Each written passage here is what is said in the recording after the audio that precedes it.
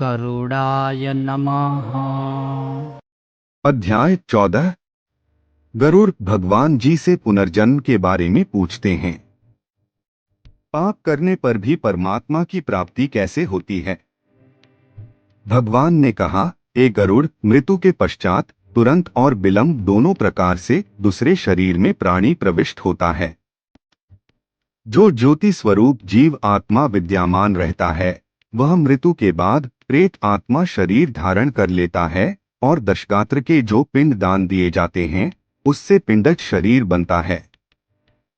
इस पिंडज शरीर से प्रेत शरीर एकाकार हो जाता है।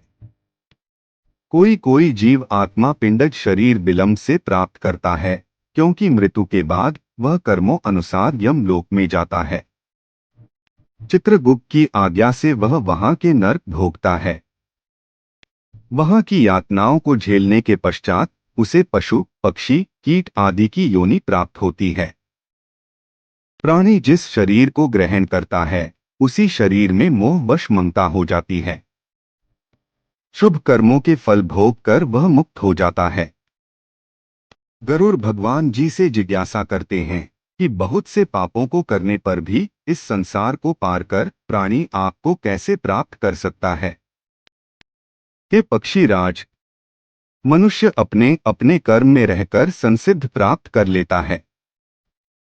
सत्य कर्म शब्दादि विषयों का त्याग कर राग द्वेष को छोड़कर यथा प्राप्त भोजन से संतुष्ट मन, वाणी, शरीर संयमित, काम, क्रोध, लोभ, अहंकार और परिग्रह का परित्याग करके निर्भय होकर शांत हो जाता है, वह ब्रह्मस्वरूप हो जाता है। शरीर में 8 छिद्र हैं। सत्य कर्म करने वाली पुण्य आत्माओं के प्राण उनके शरीर के ऊर्ध्व छिद्रों से निकलकर परलोक जाते हैं। शब्द, स्पर्श, रूप, रस और गंध, यह 5 विषयों के अधीन रहने वाले पुरुष सदा ही दुखी रहते हैं। प्राणी का धन वैभव घर में ही छूट जाता है। मित्र और बंधु शमशान में ही छूट जाते हैं। शरीर को अग्नि ले लेता है। पाप पुण्य ही उस जीव आत्मा के साथ जाते हैं।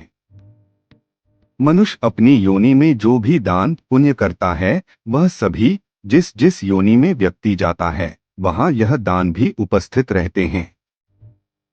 देवता कभी काष्ठ और पत्थर की शिला में नहीं रहते, वह तो प्राणी के भाव में विराजमान रहते हैं। इसलिए सद्भाव से युक्त भक्ति का आचरण करना चाहिए। इस पृथ्वी पर दान, दम और दया, यह 3 सत्य तत्व हैं। दीन तथा सज्जन ब्राह्मण को दान, अनाथ प्राणी का संस्कार, निर्जन प्रदेश में स्थित शिवलिंग की पूजा करोड़ों पुण्यों का फल प्रदान करता है। ओम गरुडाय नमः।